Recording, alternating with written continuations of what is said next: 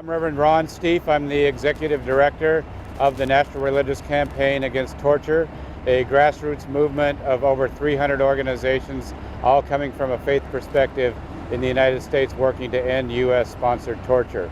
We're here today at the Department of Justice because about 10 years ago, when the post 9/11 torture started to become a reality on the American mind and a reality for American politics, we began to demand investigations, we began to demand accountability, and we wanted to get the story out.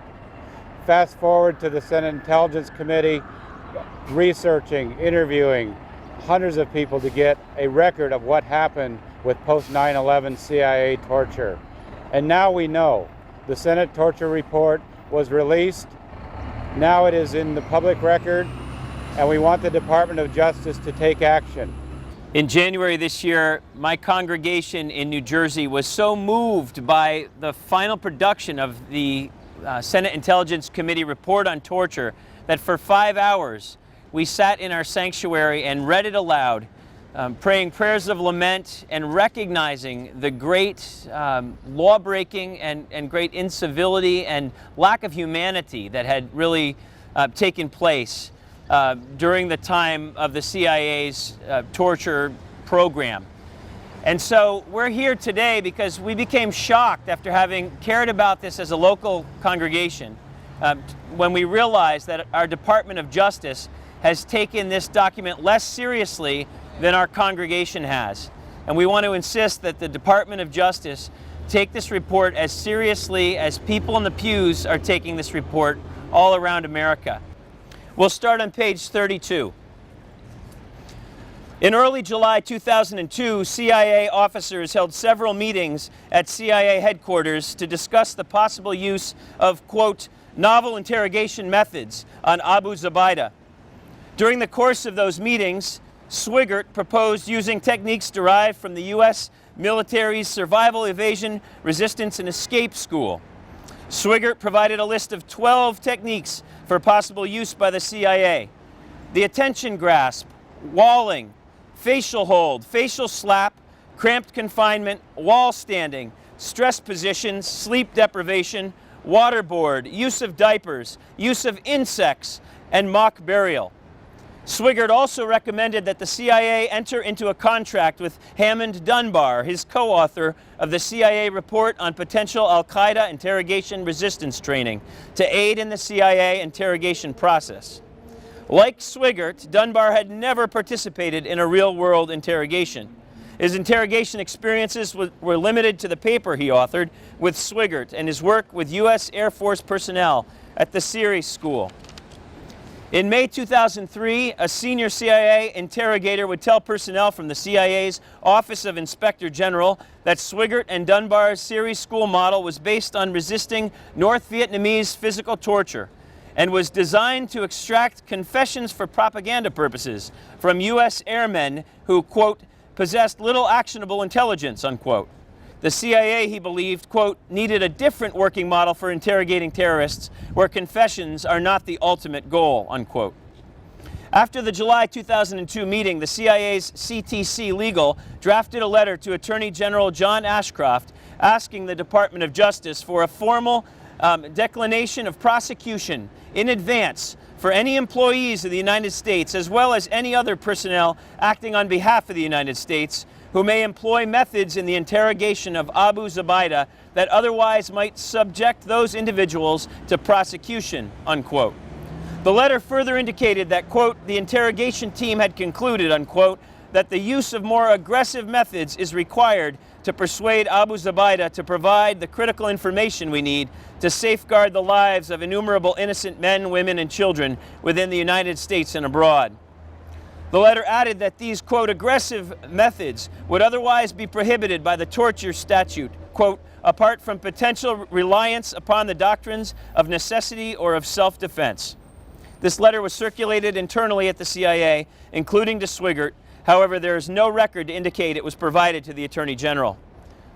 On July 13, 2002, CTC Legal and the CIA's acting general counsel, John Rizzo, met with attorneys from the National Security Council and the Department of Justice Office of Legal Counsel, OLC, as well as with Michael Chertoff, the head of the Department of Justice Criminal Division, and Daniel Levin, the Chief of Staff of the FBI Director, to provide an overview of the CIA's proposed interrogation techniques and to ask for a formal, definitive DOJ opinion regarding the lawfulness of employing the specific CIA interrogation techniques against Abu Zubaydah.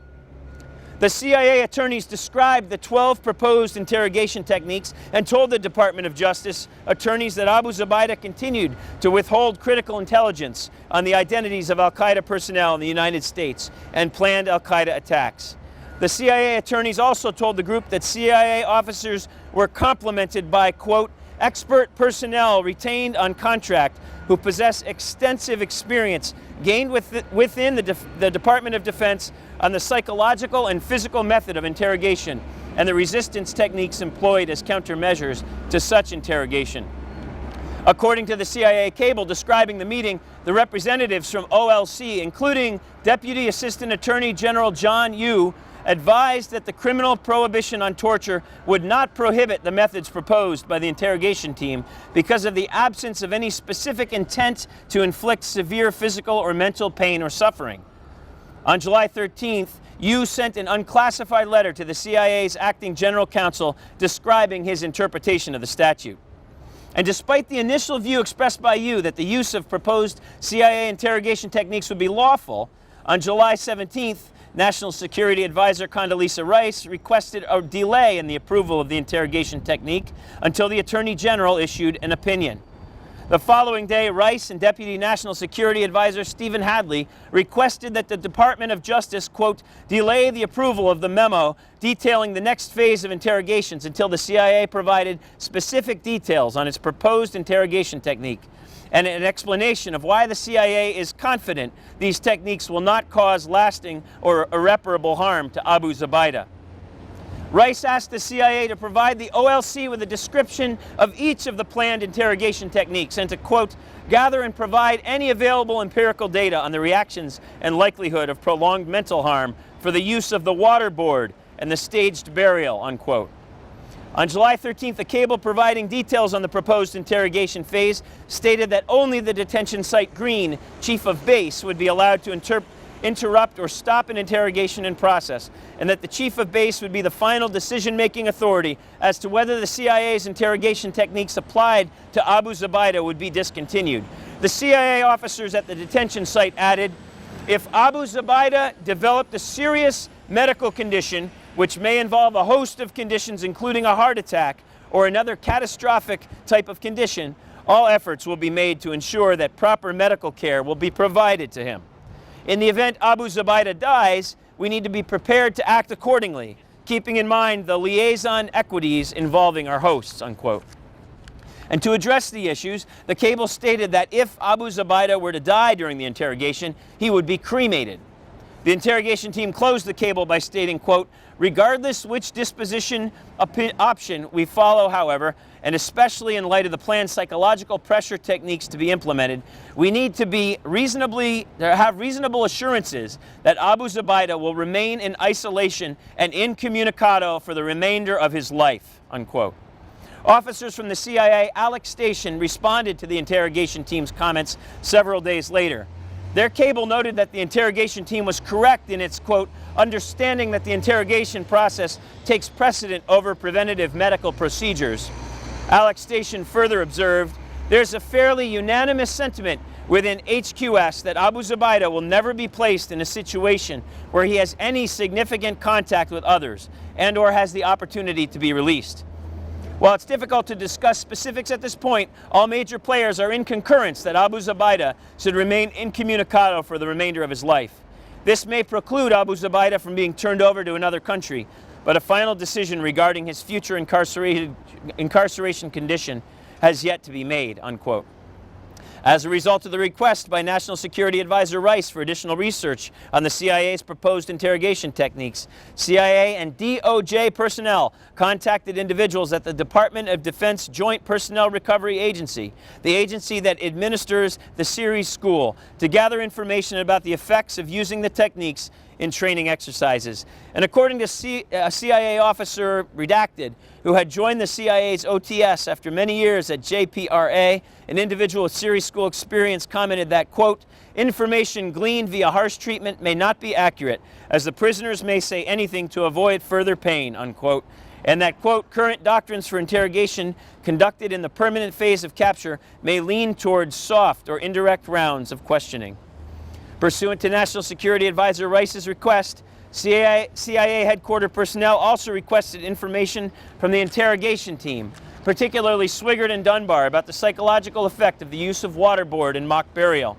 The chief of base at Detention Site Green responded by cable, noting that, quote, we're a nation of laws and we do not wish to parse words. A bottom line in considering the new measure proposed is that Abu Zubaydah is being held in solitary confinement against his will, without legal representation, as an enemy of our country, our society, and our people.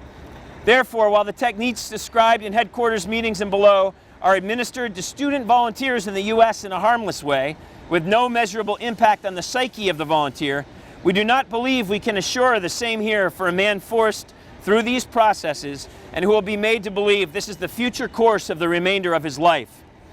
Station personnel will make every effort possible to ensure that subject is not permanently physically or mentally harmed, but we should not say at the outset of this process that there is no risk.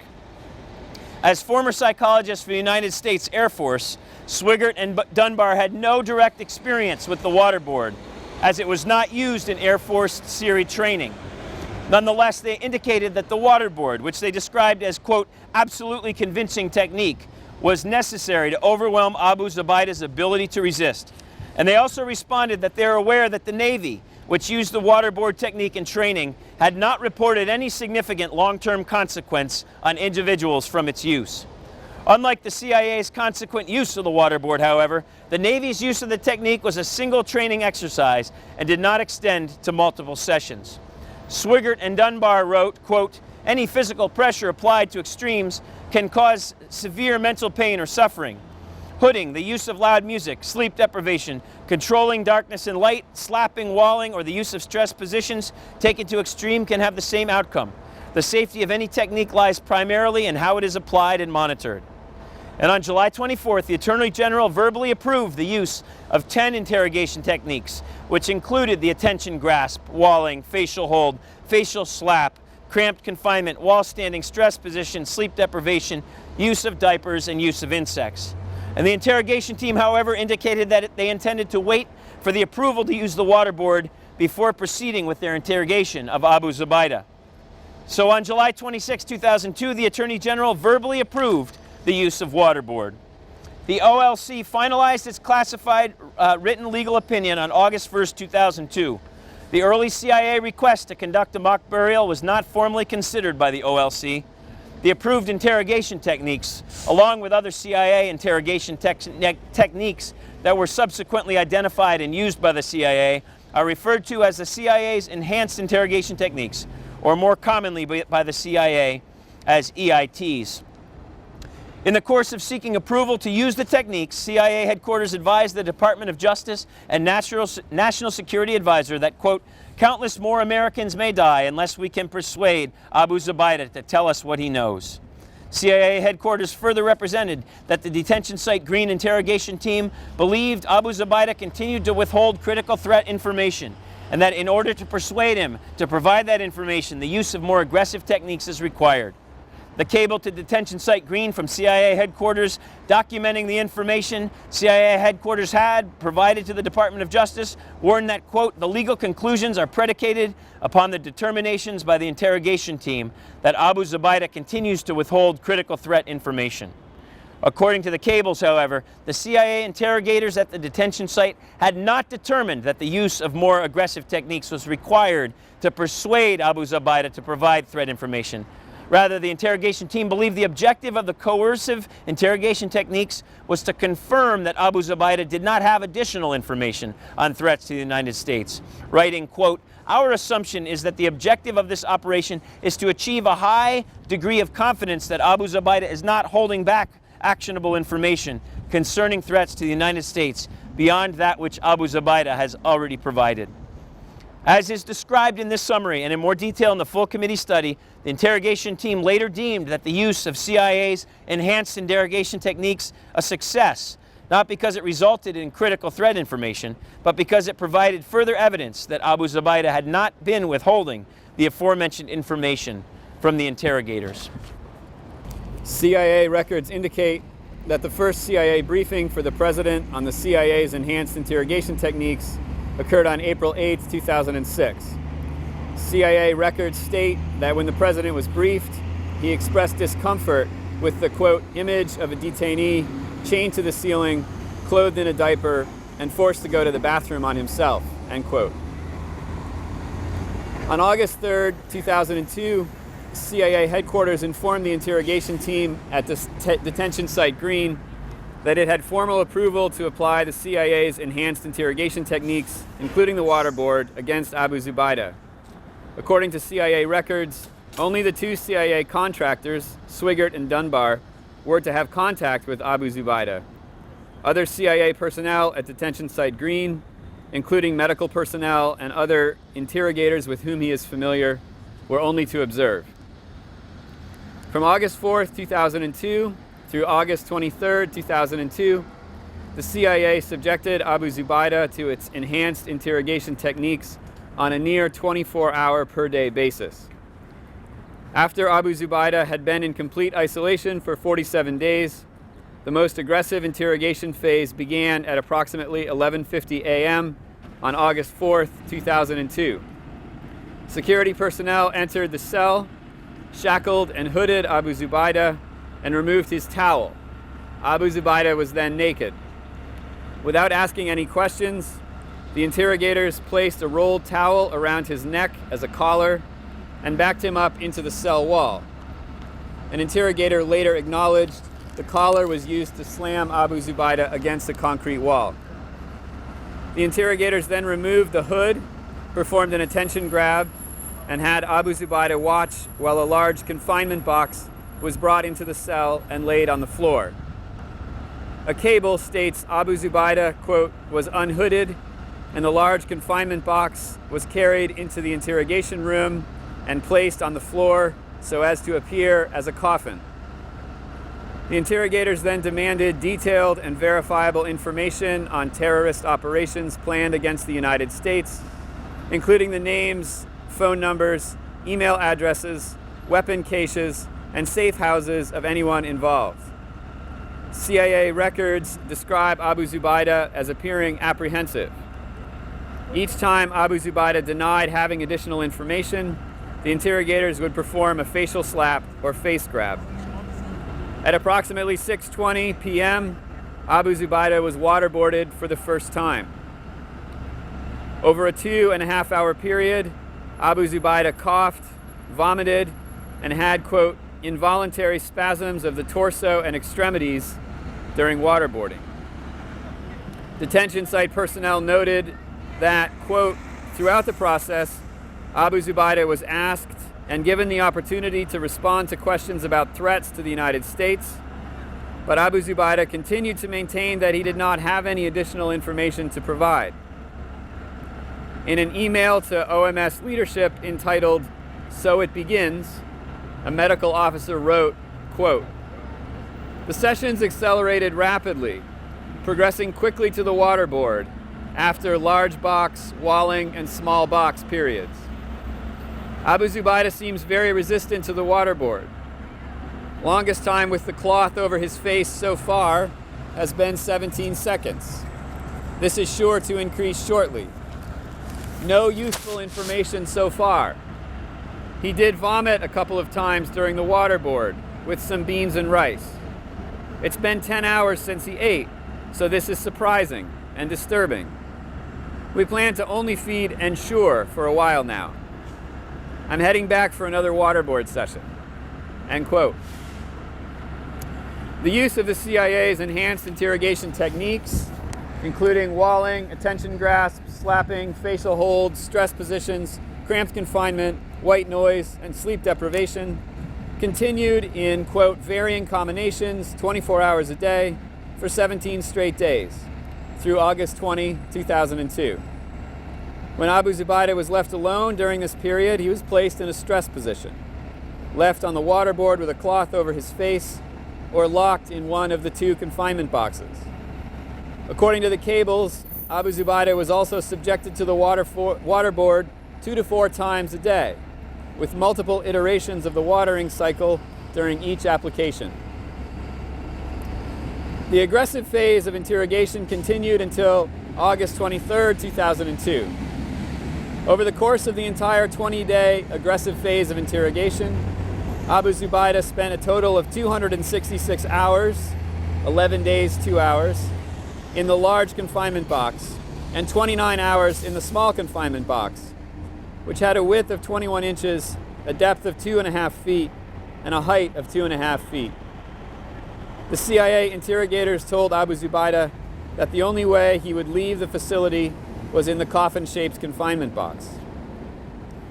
According to the daily cables from detention site Green, Abu Zubaydah frequently cried, begged, pleaded, and whimpered, but continued to deny that he had any additional information on current threats to or operatives in the United States. By August 9, 2002, the 6th day of the interrogation period, the team informed CIA headquarters that they had come to the, quote, collective preliminary assessment that it was unlikely Abu Zubaydah had actionable new information about current threats to the United States. On August 10th, the interrogation team stated that it was, quote, highly unlikely that Abu Zubaydah possessed the information they were seeking. On the same day, the interrogation team reiterated a request for personnel from CIA headquarters to travel to the detention site to view the interrogations. A cable stated that the team believed that a, quote, first-hand, on-the-ground look is best. But if CIA headquarters personnel could not visit, a video teleconference would suffice. Detention site Green personnel also informed CIA headquarters that it was their assessment that the application of the enhanced interrogation techniques was, quote, approaching the legal limit. The chief of CTC, Jose Rodriguez, responded, quote, strongly urge that any speculative language as to the legality of given activities, or more precisely, judgment calls as to their legality vis-a-vis operational guidelines for this activity agreed upon and vetted at the most senior level of the agency, be refrained from in written traffic. Such language is not helpful. Detention site Green cables describe Abu Zubaydah as compliant, informing CIA headquarters that when the interrogator raised his eyebrow without instructions, Abu Zubaydah slowly walked on his own to the water table and sat down. When the interrogator snapped his fingers twice, Abu Zubaydah would lie flat on the waterboard. Despite the assessment of personnel at the detention site that Abu Zubaydah was compliant, headquarters stated that they continued to believe that Abu Zubaydah was withholding threat information and instructed the CIA interrogators to continue using the enhanced interrogation techniques. At times, Abu Zubaydah was described as, quote, hysterical and, quote, distressed to the level that he was unable to effectively communicate. Waterboarding sessions, quote, resulted in immediate fluid intake and involuntary leg, chest, and arm spasms, and, quote, hysterical pleas. In at least one waterboarding session, Abu Zubaydah, quote, became completely unresponsive, with bubbles rising through his open, full mouth. According to CIA records, Abu Zubaydah remained unresponsive until medical intervention, when he regained consciousness and expelled, quote, copious amounts of liquid. This experience with the waterboard was referenced in emails, but not documented or otherwise noted in CIA cables. When 2 CIA headquarters officers later compared the Abu Zubaydah interrogation videotapes to the cable record, neither commented on this session. A review of the catalog of videotapes, however, found that recordings of a 21-hour period, which included 2 waterboarding sessions, were missing. CIA personnel at detention site Green reported being disturbed by the use of the enhanced interrogation techniques against Abu Zubaydah, CIA records include the following reactions and comments by CIA personnel. August 5th. Want to caution medical officer that this is almost certainly not a place he's ever been before in his medical career. It is visually and psychologically very uncomfortable. August 8th.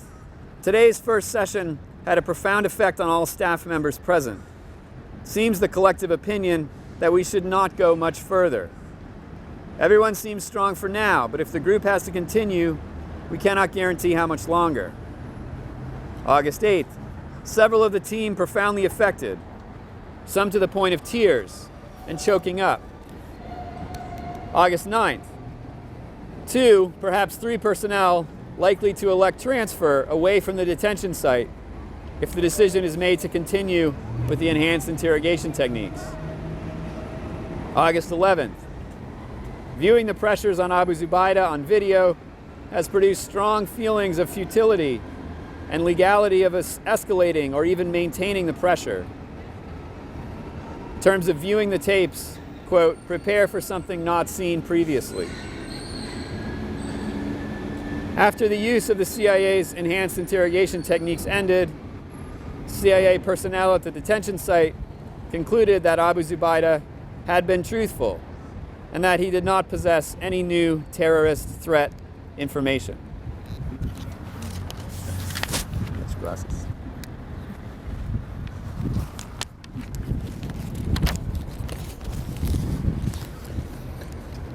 As noted, CIA records indicate that Abu Zubaydah never provided the information for which the CIA's enhanced interrogation techniques were justified and approved.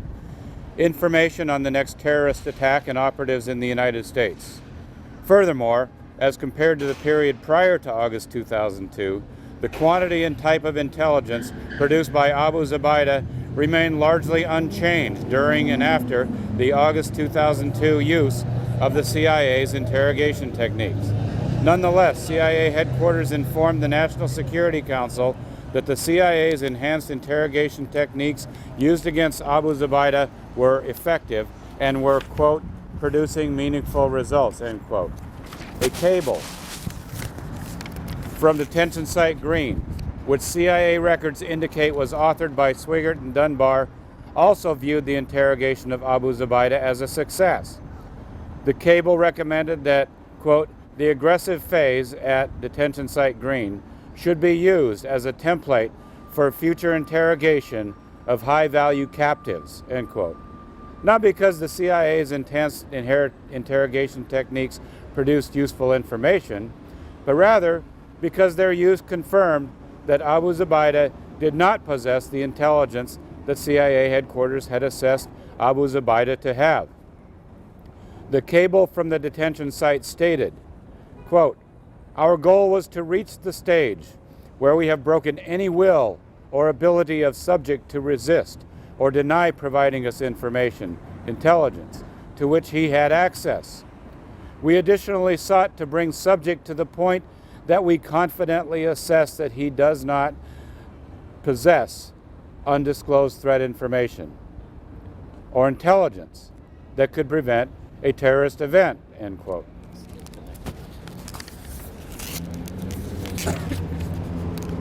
Plans for a specialized CIA detention facility in country redacted began in April 2002 with the intended result that it would be totally under redacted station control. On June 6, 2002, CIA headquarters approved more than $200,000 for the construction of the facility, identified in this summary as Detention Site Cobalt. In a 2003 interview with the CIA Office of Inspector General, Associate Deputy Director for Operations, redacted, described his views of this facility and stated that Detention Site Cobalt was opened because there needed to be a detention site in country redacted for those detainees en route, country redacted, to Detention Site Green. It was not a place for the use of EITs. Detention Site Cobalt, constructed with CIA funding, opened in country redacted in September 2002. According to CIA records, The windows at detention site Cobalt were blacked out, and detainees were kept in total darkness. The blacked out guards monitored detainees using headlamps, and loud music was played constantly in the facility. While in their cells, detainees were shackled to the wall and given buckets for human waste. 4 of the 20 cells at the facility included a bar across the top of the cell. Later reports described detainees being shackled to the bar with their hands above their heads, forcing them to stand and therefore not allowing the detainees to sleep. The CIA officer in charge of detention site Cobalt, redacted CIA Officer 1, was a junior officer on his first overseas assignment with no previous experience or training in handling prisoners or conducting interrogations.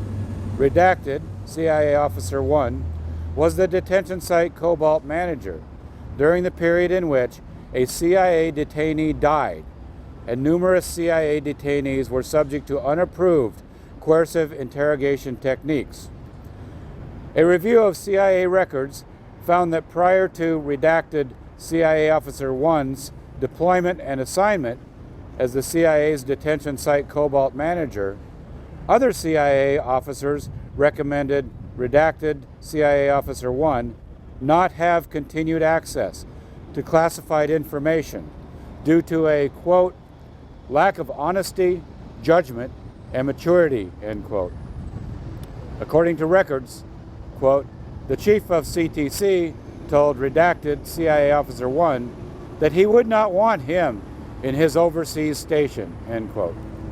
A supervising officer assessed that redacted CIA Officer 1, quote, has issues with judgment and maturity, and his potential behavior in the field is also worrisome. The officer further advised that redacted CIA Officer 1 was only put into processing for an overseas position so that someone would evaluate all of the evidence of this situation altogether. The officer further noted that redacted CIA Officer 1 might not listen to his chief of station when in the field. Detainees held in country redacted were detained under the authority of the MON. However, CIA officers conducted no written assessment of whether these detainees posed a continuing serious threat of violence or death to U.S. persons and interests, or were planning terrorist activities. The CIA maintained such poor records of its detainees in country redacted during this period that the CIA remains unable to determine the number and identity of the individuals it detained. The full details of the CIA interrogations there remain largely unknown, as detention site Cobalt was later found to have not reported multiple uses of sleep deprivation, required standing, loud music, sensory deprivation, extended isolation, reduced quantity and quality of food, nudity, and rough treatment of CIA detainees. Rita al-Najjar was the first CIA detainee to be held at detention site Cobalt. Al-Najjar, along with Hassan Muhammad Abu Bakr and a number of other individuals, was arrested in Karachi, Pakistan, after raids conducted by Pakistan in late May 2002. Al-Najjar was identified by the CIA as a former bodyguard for Osama bin Laden and was rendered with Abu Bakr to CIA custody at a country redacted detention facility on June 2002.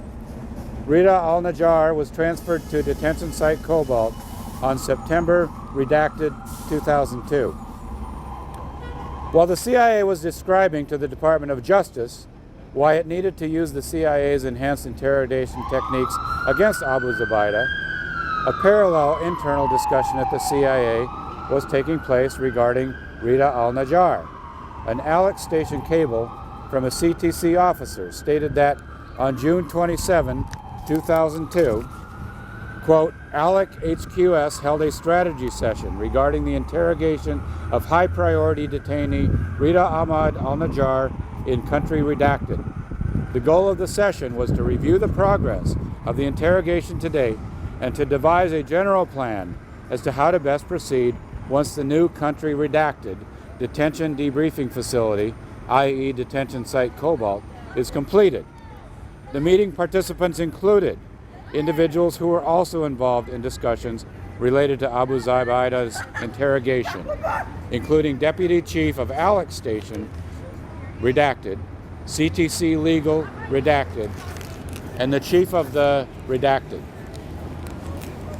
A cable followed on July 16, 2002 to the CIA station in country redacted, suggesting possible interrogation techniques to use against Rida al-Najjar, including utilizing Najjar's fear for the well-being of his family to our benefit, with the cable explicitly stating that interrogators could not, quote, threaten his family with imminent death, end quote. Using vague threats to create a, quote, mind virus that would cause al-Najjar to believe that his situation would continue to get worse until he cooperated. Manipulating Rida al-Najjar's environment using a hood, restraints, and music, and employing sleep deprivation through use of round-the-clock interrogations. The cable went on to note that the possibility that al-Najjar may have current threat or lead information demands that we keep up the pressure on him. With the exception of a brief mention of, quote, diminished returns from the most recent interviews of al-Najjar and references to the detainee's complaints about physical ailments, the cable offers no evidence al-Najjar was actively resisting CIA interrogators. On August 5th, 2002, the day after Abu Zubaydah's interrogation using the CIA's enhanced interrogation techniques at detention site Green began, CIA headquarters authorized the proposed interrogation plan for al-Najjar to include the use of loud music at less than the level that would cause physical harm, such as permanent hearing loss, worse food, as long as it was nutritionally acceptable for sustenance, sleep deprivation, and hooding. More than a month later, on September 21, 2002, CIA interrogators described al-Najjar as, quote, clearly a broken man and, quote, on the verge of complete breakdown as a result of the isolation. The cable added that al-Najjar was willing to do whatever the CIA officer asked. In October 2002, officers from the U.S. military conducted a short debriefing of al-Najjar at detention site Cobalt and subsequently expressed an interest in a more thorough debriefing. In November 2002, a U.S. military legal advisor visited detention site Cobalt and described it as a, quote, CIA detention facility, unquote, noting that, quote, while CIA is the only user of the facility, they contend it is a country facility. The U.S. military officer also noted that the junior CIA officer designated as warden of the facility had, quote, little to no experience with interrogation or handling prisoners, unquote. With respect to al-Najjar specifically, the legal advisor indicated that the CIA's interrogation plan included, quote, isolation in total darkness, lowering the quality of his food, keeping him at an uncomfortable temperature, cold, playing music loudly 24 hours a day, and keeping him shackled and hooded. In addition, al-Najjar was described as having been left hanging, which involved handcuffing one or both wrists to an overhead bar, which would not allow him to lower his arms for 22 hours each day for 2 consecutive days in order to break his resistance. It was also noted al-Najjar was wearing a diaper and had no access to toilet facilities.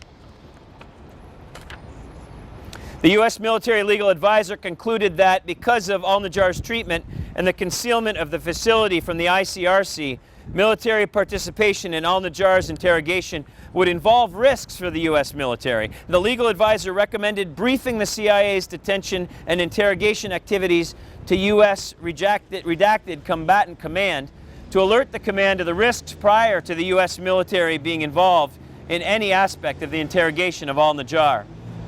According to the CIA Inspector General, the detention and interrogation of Rida al-Najjar became the model for handling other CIA detainees at detention site Cobalt. The CIA disseminated one intelligence report from its detention and interrogation of Rida al-Najjar. In November 2002, Alex station officers requested that CIA contractor interrogator Hammond Dunbar, one of the two primary interrogators of Abu Zubaydah in August 2002, travel to detention site Cobalt to assess a detainee for the possible use of the CIA enhanced interrogation techniques. And while Dunbar was present at detention site Cobalt, he assisted CIA Officer 1 in the interrogations of Gul Rahman, a suspected Islamic extremist. And as reported to CIA headquarters, this interrogation included, quote, 48 hours of sleep deprivation, auditory overload, total darkness, isolation, a cold shower, and rough treatment. CIA headquarters did not approve these interrogation techniques in advance. Upon receipt of these cables, however, officers at CIA headquarters responded that they were, quote, motivated to extract any and all operational information on Al-Qaeda and Hezb Islami from Gul Rahman, and suggested that enhanced measures might be needed to gain Gul Rahman's compliance.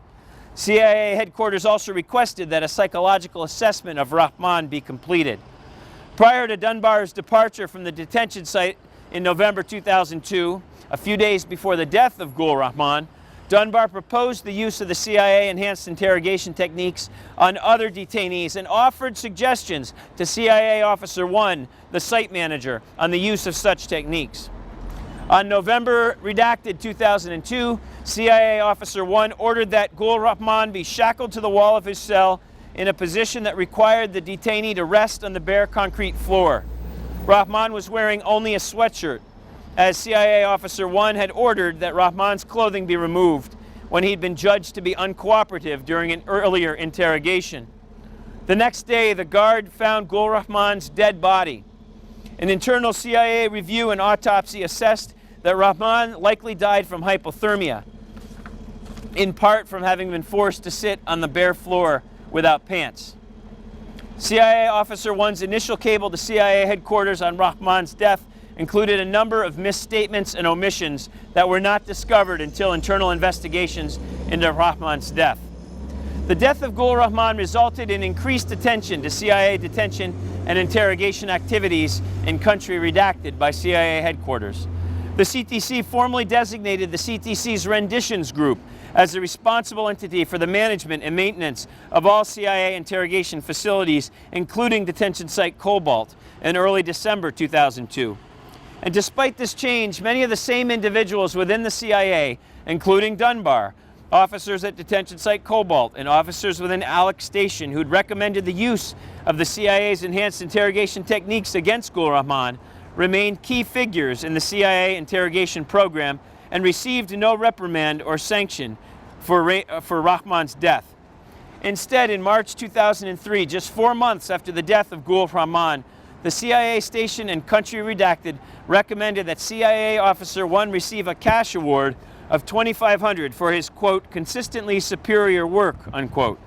CIA Officer 1 remained in his position as manager of the detention center until July 2003 and continued to be involved in the interrogations of other CIA detainees.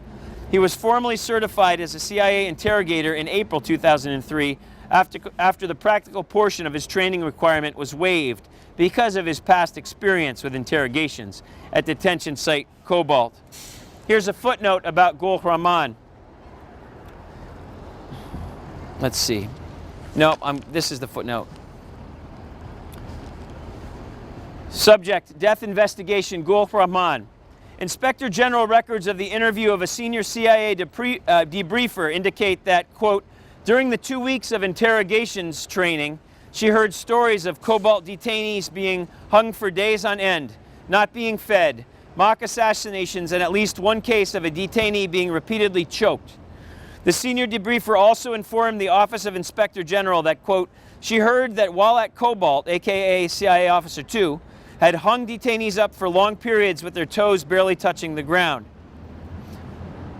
Dunbar describes also a rough takedown following the death of Gul Rahman at Cobalt. According to Dunbar, there were approximately 5 CIA officers from the renditions team. Each one had a role during the takedown, and it was thoroughly planned and rehearsed. They opened the door of Rahman's cell and rushed in, screaming and yelling for him to get down. They dragged him outside, cut off his clothes, and secured him with mylar tape. They covered his head with a hood and ran him up and down a long corridor adjacent to his cell. They slapped him and punched him several times. Dunbar stated that although it was obvious they were not trying to hit him as hard as they could, a couple of times the punches were forceful. As they ran him along the corridor, a couple of times he fell and they dragged him through the dirt. The floor outside of the cells is dirt. Rahman did acquire a number of abrasions on his face, legs, and hands, but nothing that required medical attention. This may account for the abrasions found on Rahman's body after his death. Rahman had a number of surface abrasions on his shoulders, pelvis, arms, legs, and face. At that point, Rahman was returned to his cell and secured.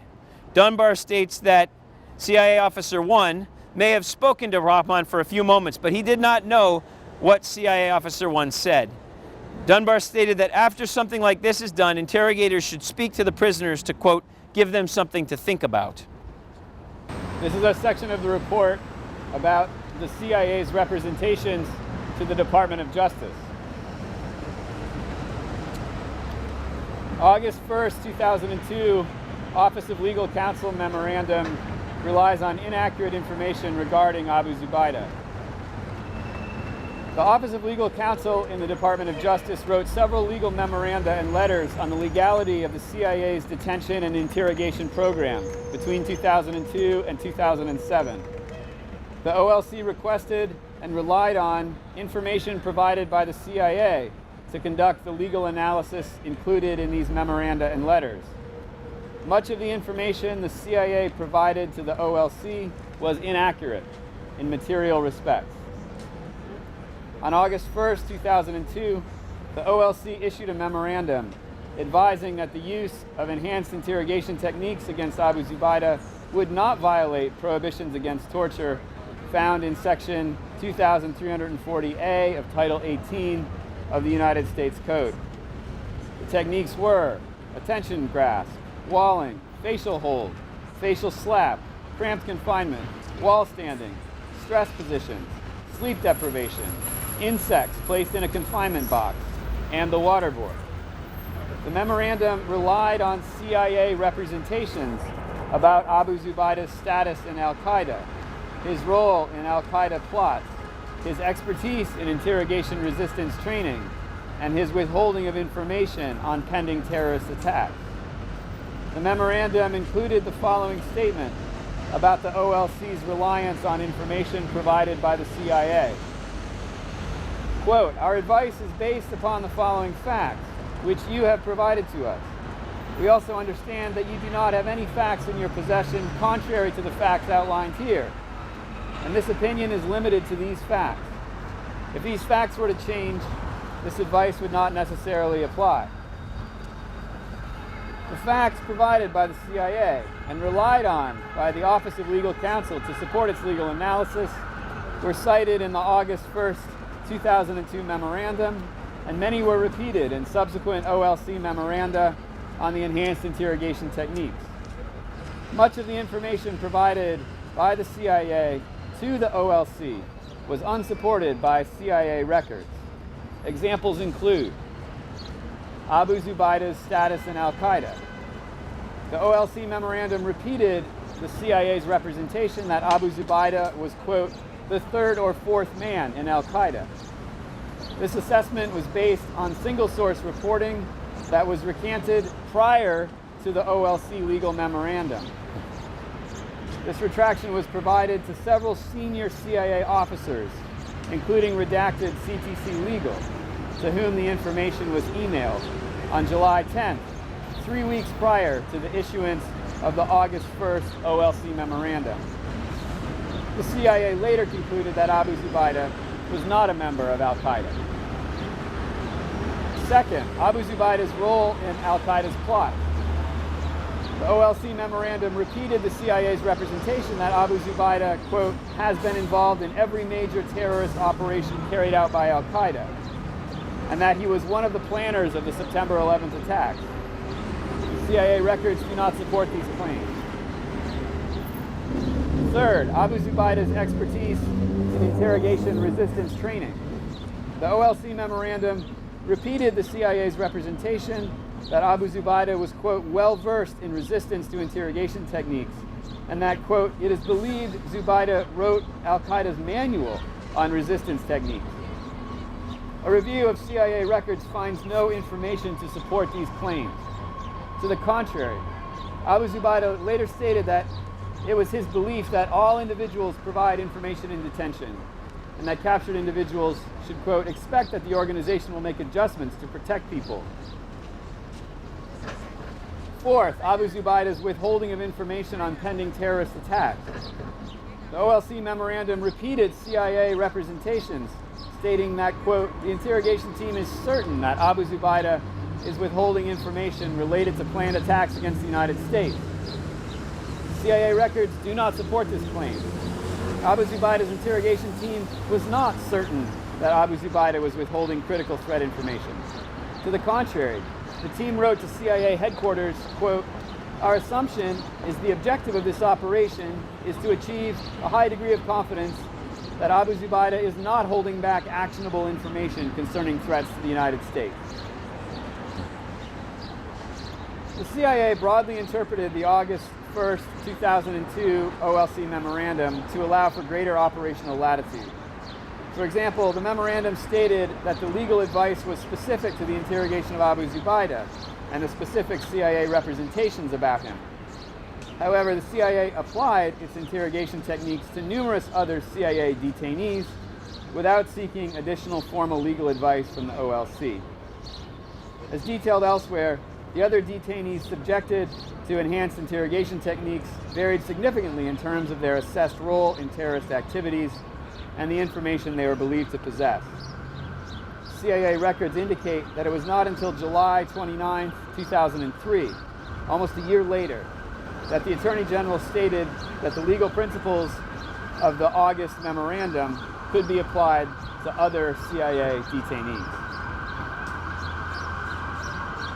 The August 1st, 2002 memorandum also included an analysis of each of the CIA's proposed enhanced interrogation techniques with a description of how the CIA stated the techniques would be applied. However, the interrogations of Abu Zubaydah and subsequent CIA detainees, the CIA applied the technique in a manner that a Department of Justice attorney concluded, quote, was quite different from the description presented in 2002. As reported by the CIA's Inspector General, the CIA used the waterboarding technique against Abu Zubaydah and later against KSM in a manner inconsistent with CIA representations to the OLC, as well as the OLC's description of the technique in the August memorandum. In addition, the CIA assured the OLC that it would be unlikely that CIA detainees subjected to sleep deprivation would experience hallucinations, and that if they did, medical personnel would intervene. However, multiple CIA detainees subjected to prolonged sleep deprivation experienced hallucinations. And CIA interrogation teams did not always discontinue sleep deprivation after they had experienced hallucinations. The CIA further represented to the OLC that Abu Zubaydah's recovery from his wounds would not be impeded by the use of enhanced interrogation techniques. However, prior to the memorandum, detention site Green personnel stated, and CIA headquarters had confirmed, that the interrogation process would take precedence over preventing Abu Zubaydah's wound from becoming infected. Other detainees were also subjected to the enhanced interrogation techniques, notwithstanding concerns that the techniques could exacerbate their injuries. We do not want to see a world where hatred is directed toward our country because we are regularly engaging in the kinds of behaviors that are so thoroughly reported in this report. We ask God for forgiveness, and we pray that prosecution may occur that would prevent leaders who are going to live in such a ways that they abuse power from doing that in our name.